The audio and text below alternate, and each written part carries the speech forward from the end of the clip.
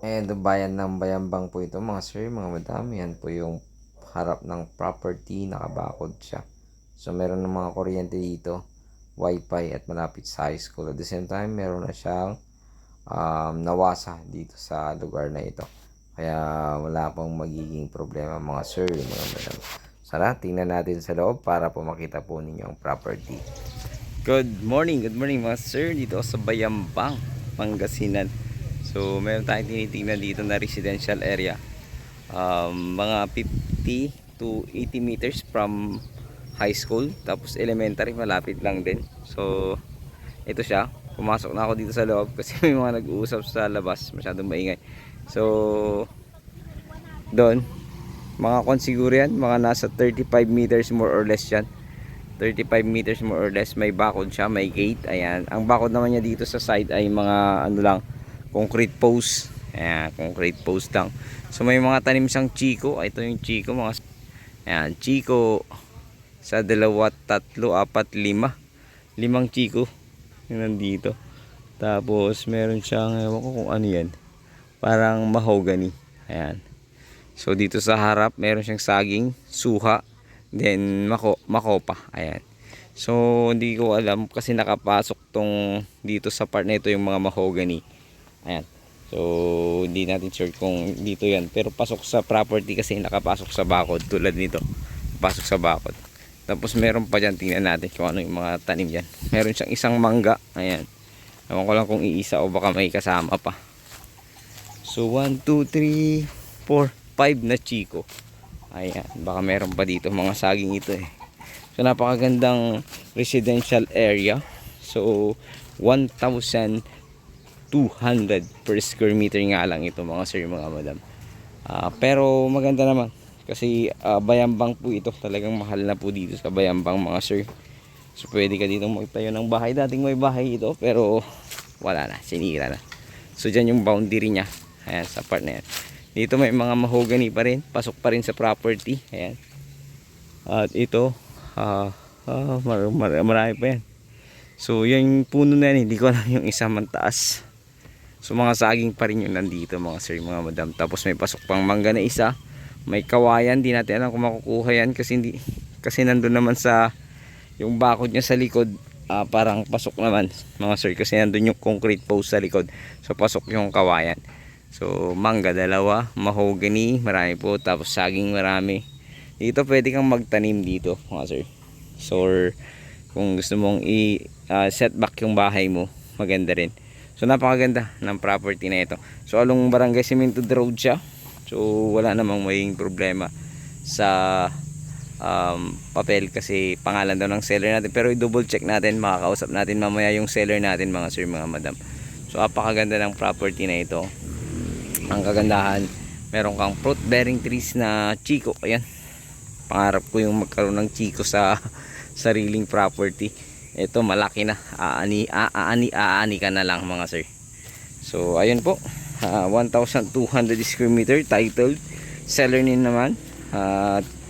Sa CGT, sagot naman po ng seller natin at agent P. Ayun. So sana magustuhan niyo po ito dito sa bayan ng Bayambang, Pangasinan. Napakagandang property. So dating dalawa siguro ang bahay nito, binagbag na lang mga sir. So yung sa kalsada niya, i-video ko na lang kasi may nagsasalita doon kanina, hindi ako makapag-video. So umakyat lang tayo, nakalak yung gate mga sir. Ayan. So ayun po, at sana ay magustuhan nyo ito. Pakitawagan niyo po ako agad sa aking numero, nakalagay sa aking screen, sa aking Facebook account mga sir, mga madam. So paliparan ko na rin ng drone, sayang naman yung pagkakataon, nandito na tayo. Ngayon dinugtong ko na po itong area view mga sir, mga madam. Yan po yung property. Kung makikita nyo may bakod na po sa harap at sinta bakod din po both side, kaya lang hindi po ganyan yung bakod niya na sa harap, kundi concrete post lang po sir.